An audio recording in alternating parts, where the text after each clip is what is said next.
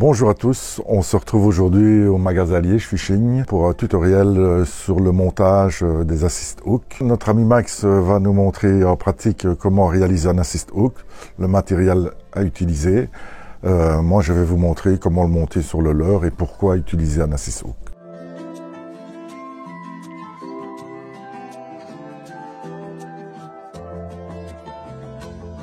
Voilà, ici à l'heure actuelle, on en vient de plus en plus, certaines sociétés, même beaucoup de sociétés maintenant, imposent à avoir des hameçons simples montés sur les leurres à la place des triples. Personnellement, je trouve que c'est une bonne chose, ça permet de préserver le poisson. Alors, l'avantage de l'assist hook, c'est de permettre que l'hameçon soit libre par rapport au leurre, beaucoup plus libre. L'hameçon peut tourner et pivoter sur 360 degrés, tandis qu'en le mettant avec un anneau baril, l'hameçon est limité et au bout d'un moment le poisson peut prendre appui et a des chances de plus se décrocher que sur un assist hook.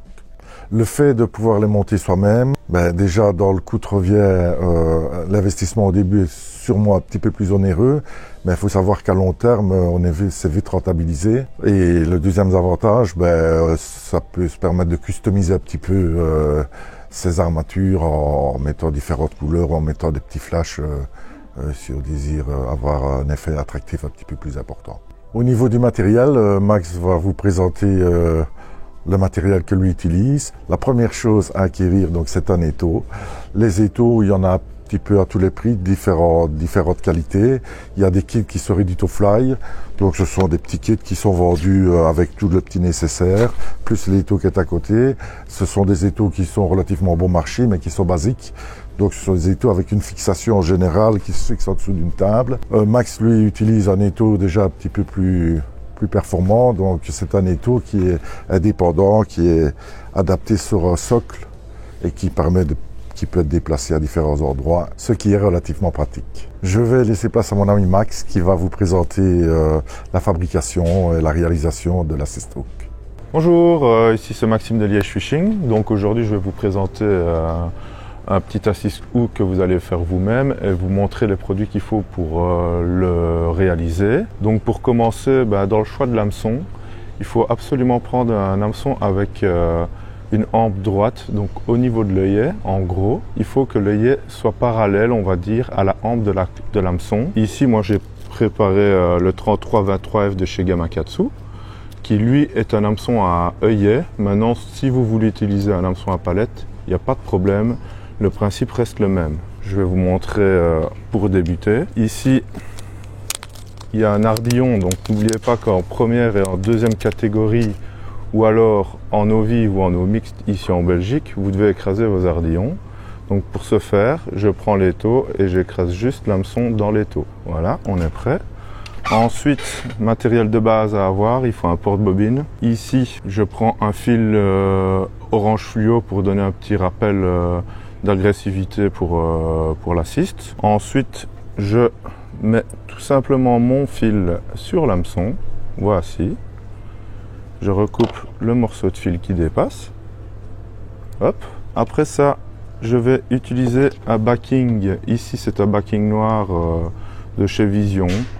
Il y a 50 mètres, donc avec ça, je pense que vous pourrez l'utiliser pendant quelques années, avant d'utiliser tout. Vous allez comprendre pourquoi. Je vais prendre un petit morceau de fil. Donc j'ai pas pris grand chose. Je le fixe tout simplement sur l'hameçon. Voici. Je vais recouper le morceau de fil qui dépasse. Ensuite, j'utilise de la colle. Voilà, une cyanolique, tout ce qu'il y a de plus classique. À savoir que la colle, c'est vraiment important parce que si vous n'en mettez pas, vous risquez de casser l'assist hook pendant le combat de votre poisson. Donc n'hésitez pas à en mettre plusieurs fois, à plusieurs étapes, c'est vraiment important. Là, je refais quelques tours. Voilà, ensuite, je vais créer ma boucle qu'il y a sur l'assist hook. La boucle, vous pouvez la modifier suivant la longueur de votre leurre. Donc vous pouvez faire une plus petite ou une plus grosse boucle si vous voulez. Je la fixe, voilà. Je recoupe encore le petit morceau ici qui dépasse. Je refais quelques tours pour avoir ce petit morceau fluo qui va se trouver sur tout l'hameçon. Voilà, ça c'est fait. Ensuite, je reviens vers l'œillet de l'hameçon. Je vais prendre un whip finish, donc c'est pour faire votre nœud final. Maintenant, vous pouvez utiliser une demi-clé pour ceux qui ont un peu plus de difficulté à l'utiliser. Voilà.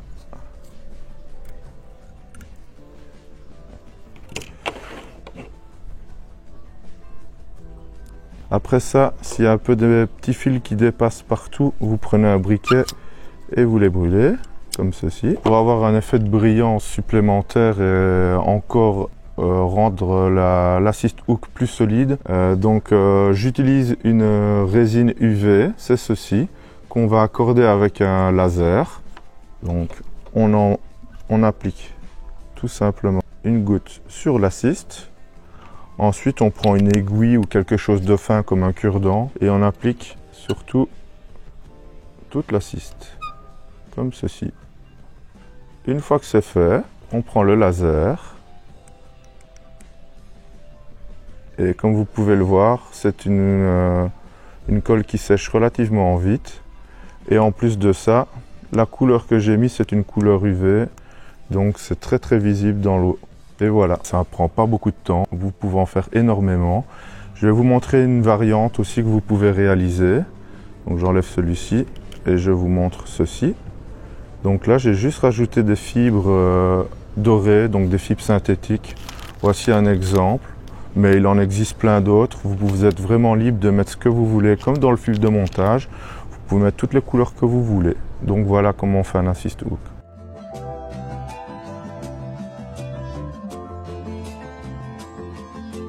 Voilà, maintenant nous allons procéder au montage du leurre.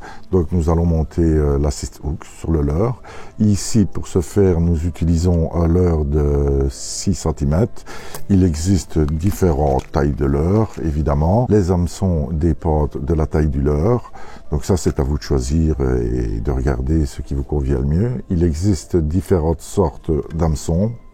Des hameçons forts de fer, des hameçons faible de fer, c'est un petit peu suivant la configuration et l'endroit que vous pêchez et l'importance du poisson, la taille du poisson que vous ciblez. La première chose à regarder, c'est le sens de la fixation qui est sur le leurre. Donc ici, à l'occurrence, les boucles sur les hameçons doivent être mises dans le sens ici du prolongement de l'hameçon. Je vais vous montrer la différence entre deux, comme ça vous allez comprendre. Voilà. Je ne sais pas si vous le voyez. L'anneau brisé sera mis dans ce sens-ci. Donc il nous faut 2 hameçons avec la boucle qui est dans le sens de l'hameçon. Voilà, pour avoir facile d'ouvrir les anneaux brisés, il existe des pinces de différents formats, de différentes tailles. Passons à la pratique. Vous prenez votre anneau brisé, vous prenez votre pince, vous insérez le petit bec de la pince dans l'anneau brisé. Voilà, ça s'ouvre tout seul. Vous suivez le sens. Voilà, le trip est sorti. Vous faites de même avec l'arrière du leurre. Donc voilà, comme je vous ai dit, ici les anneaux brisés se trouvent dans le sens perpendiculaire par rapport au leurre. Prenez votre assist hook. Voilà, alors toujours regardez l'hameçon de devant, le pic est mis vers la tête. Et pour l'arrière, en l'occurrence ici, je vais mettre celui avec le petit flash. Lui, l'hameçon doit être mis comme ceci vers le dessus. Donc maintenant, il suffit de faire la même opération que pour tirer le trip. J'en viens à l'hameçon de l'arrière. Toujours la même opération. Voilà. Donc voici le montage terminé. Voilà, donc pour illustrer ce que je vous expliquais tout à l'heure, ici, le leurre est monté donc avec un triple sur un anneau brisé tout à fait normalement, conventionnel.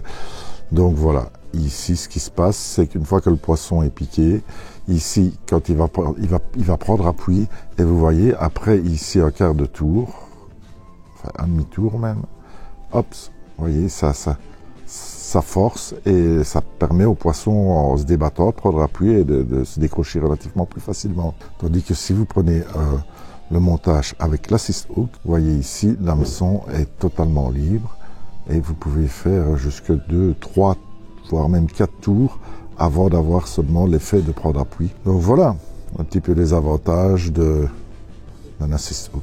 C'est ici que se termine notre petit tutoriel sur le montage des assist hooks. J'espère que la vidéo vous aura plu. Si vous voulez d'amples renseignements ou si vous avez besoin du matériel, évidemment tout se trouve ici en rayon dans le magasin Liège Fishing. Il y a certaines ne le savent pas encore, d'autres le savent. Je n'en parle pas souvent, mais c'est ici que je travaille. Donc voilà, nous vous ferons le plaisir de vous accueillir ici chez Liège Fishing, aussi bien moi que mes collègues, si vous avez besoin de renseignements ou quoi que ce soit comme matériel pour la réalisation des assist hooks. Vous êtes les bienvenus. Et je vous dis rendez-vous au bord de l'eau.